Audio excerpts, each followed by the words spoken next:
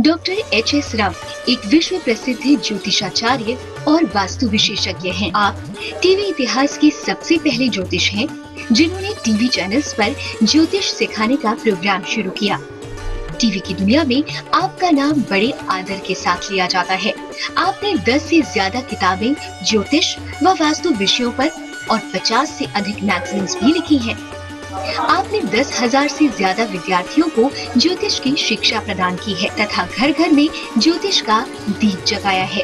आइए अब जानते हैं डॉक्टर एच.एस. रावत जी से आपकी समस्या और समाधान।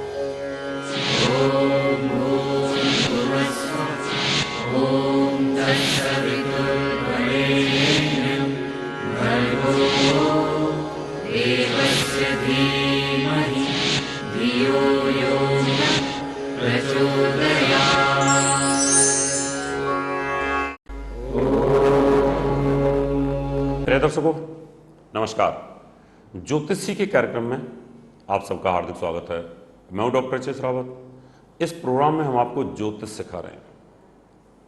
आज हम आपको जानकारी देंगे, चंद्रमा की अगर महादशा चल रही है तो केतु की अंतर्दशा आपके लिए कैसी रहेगी।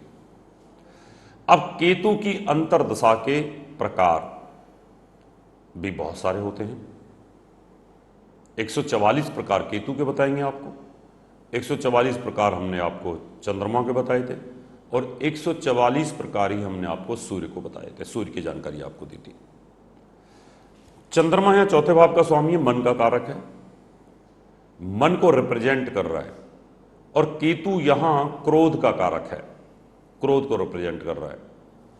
केतु लगन में बैठा है तो केतु और राहु की आदत है, एक छाया ग्रह होने के कारण सबसे ज्यादा ब्लड प्रेशर और हार्ट को इफेक्ट करते हैं। 1, 5, 9 में अगर राहु केतु बैठे हों और सूर्य साथ बैठा हो तो हार्ट अटैक आता है। यहां चंद्रमा में केतु होने के कारण बीपी हाई हो जाएगा।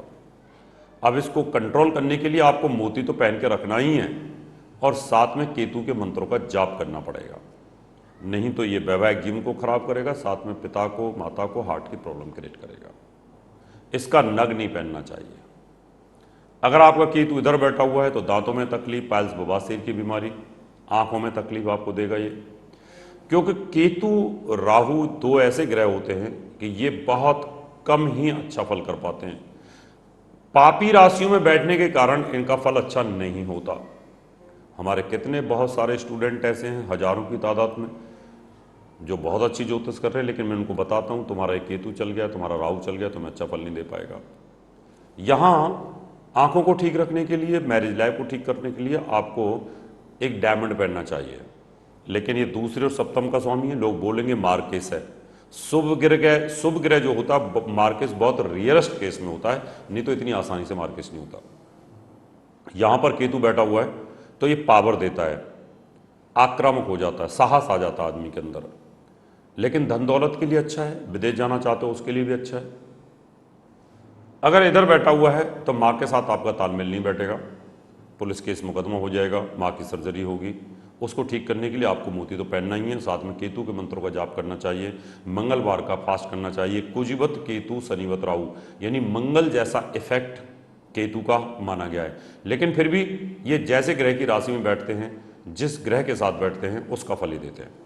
आपका केतु उधर बैठा है तो भी हार्ट से संबंधित तकलीफ आएगी। पढ़ाई लिखाई के लिए बहुत अच्छा है, सर्जरी के लिए बहुत अच्छा है, टेक्निकल लाइन के लिए बहुत अच्छा है। आपका केतु इधर बैठा है छठे भाव में तो रोग, चोट, दुर्घटना ये होने के योग बनते हैं। और यहां पर बुध भी अंतर्दशा में जब चलेगा तो केतु का प्रभाव लेकर के ही काम करेगा। अब केतु के कारण आपको चोट, एक्सीडेंट, दुर्घटना हो रही है तो आप केतु के मंत्रों का जाप करें और मंगलवार का फास्ट करें। केतु से संबंधित चीज़ों का दान करेंगे तो उसकी जो किरणें होती हैं, उसकी तरंगें होती हैं, उसका जो इफेक्ट होता है वो हमारे ऊपर कम हो जाता है।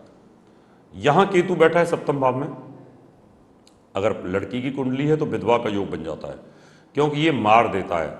अगर यहां शुक्र और केतु एक साथ बैठे हैं तो ऐसा योग बन जाता है, पत्नी की मृत्यु हो जाती है।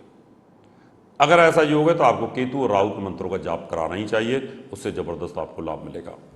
आपका केतु छठे भाव में बैठा है तो पाइल्स, बवासीर की बीमारी आती है, आंखों की तकलीफ होती है, आंखों की सर्जरी होती है और दांतों में भी आपको तकलीफ होने का योग बनता है। दांत का झड़ जाना, गिर जाना, टूट जाना, रूट कैनाल होना, ये सब प्रॉब्लम्स यहाँ पर बनी रहती है। आपका केतु इधर बैठा है तो कमर में दर्द आपको लगातार बना रहेगा। कई लोग ऐसे होते हैं, बहुत दौड़ते हैं, खेलते हैं, कूदते हैं और यंग होते हैं, और जैसे ही अचानक केतु अंतर्दशा में आता है तो उनकी स्लिप डिस्क की प्रॉब्लम हो जाती है, या बाथरूम में फिसल जाते हैं और गिर जाते हैं, वहाँ स्लिप डिस्क की प्रॉब्लम आती है। इसको रोकने के लिए, स्लिप डिस्क की प्रॉब्लम ना हो तो 9 नंबर को मजबूत करना चाहिए। 9 नंबर काल पुरुष के अंदर हमारा हिप्स जॉइंट का होता है, कमर दर्द का होता है, बैक पेन का होता है। तो यहाँ आप पुखराज पहन के रखेंगे तो केतु का प्रभाव कम रहेगा और आपको कमर दर्द में राहत मिलेगी। आपका केतु इधर बैठा हुआ है शनि की राशि में, मकर राशि के अंदर बैठा हुआ है, तो आपके कैरियर के लिए तो यहाँ पर ठीक रहेगा कि मित्र राशि में है, लेकिन ये मदर इन लॉ का स्थान भी होता है तो उनके टांगों में तकलीफ देगा, उनको चोट, एक्सीडेंट, दुर्घटना कर सकता है, या उनको सर्जरी कोई हो सकती है। अगर आपका केतु इधर बैठा हुआ है लाभ स्थान पर तो विदेशों से लाभ आपको मिलेगा। काम कारोबार अगर आप कर सकते हैं तो करिए, लेकिन जनरल केतु की दशा फाइनेंस के मामले में बहुत अच्छी नहीं जाती है, लेकिन ये परेशानियां बहुत पैदा करता रहता है। चोट, दुर्घटना, एक्सीडेंट, बीमारियां, हड्डी तोड़ना, ये सब चीज़ें इसकी चलती रहती हैं। तो इसके बचाव के लिए आपको केतु के मंत्रों का जाप हमेशा करते रहना चाहिए। यहाँ 12वें भाव में मीन राशि में केतु बैठा हुआ है तो यहाँ ये मोक्ष की तरफ लेके जाता है, क्योंकि गुरु की राशि में बैठा हुआ है। अब मोक्ष, अब जिंदगी भर अगर आप हत्याएं करो और अंत में सोचो मेरी कुंडली में तो केतु यहां बैठा है, मोक्ष मिल जाएगा, तो संभावना नहीं। मोक्ष के लिए आपको बचपन से आपके अपने शरीर को उस रास्ते पे लेके जाना पड़ता है, आपको अपने अनुभव को लेके जाने पड़ते हैं, तब जा करके आप मोक्ष की तरफ जा सकते हो। जिंदगी में किसी का बुरा मत करिए, झूठ मत बोलिए, जितनी जरूरत है उतना ही झूठ का सहारा लीजिए, मांस मत खाइए, मदरा मत पीजिए, बुद्धि को खराब मत करिए। अगर आपका शरीर सतोगुणी होता चला जाता है तो ये आपको मोक्ष मिल सकता है। ये देखा आपने कि मेष लगन के अंदर चंद्रमा की महादशा में केतु के 12 फल मैंने आपको आज जानकारी भी दी है। आप भी जानना चाहते हैं अपने भविष्य के बारे में तो अपॉइंटमेंट लेकर के मुझसे मिल सकते हैं। और अगर आप बुरे ग्रहों से पीड़ित हैं, हर काम में रुकावट आ रही है, बेटी की शादी नहीं हो रही है, मंगलिक दोष है, बेटे को तकलीफ हो रही है, जॉब नहीं मिलती है, बच्चे नहीं हो रहे, तो आप प्रत्येक तरह पूजा के लिए आप मुझे संपर्क कर सकते हैं। समय आपसे इजाजत लेने का, अगले एपिसोड में आपसे फिर मुलाकात करेंगे, तब तक के लिए नमस्कार।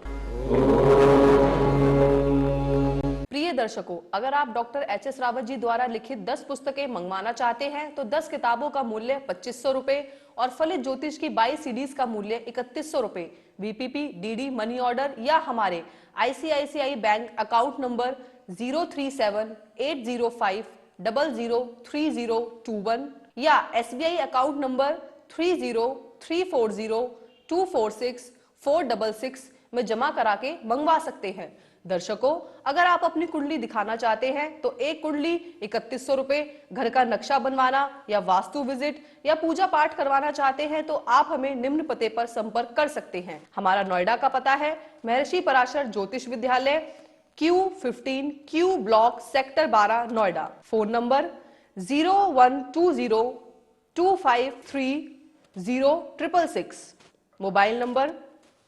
9999896090 9811006314। Email info@astrohubworld.com, website www.drhsrawat.com। हमारा दिल्ली का पता है महर्षि पराशर ज्योतिष विद्यालय, C9 महिंद्रा पार्क, पंखा रोड, नजदीक C1 जनकपुरी, नई Delhi 59। Phone number 01125638157, mobile number 9212286090 9811006314। हमारा मुंबई का पता है महर्षि पराशर ज्योतिष विद्यालय, flat number 201, Anand Vihar building, Bajaj road, Vile Parle waste, Mumbai 56।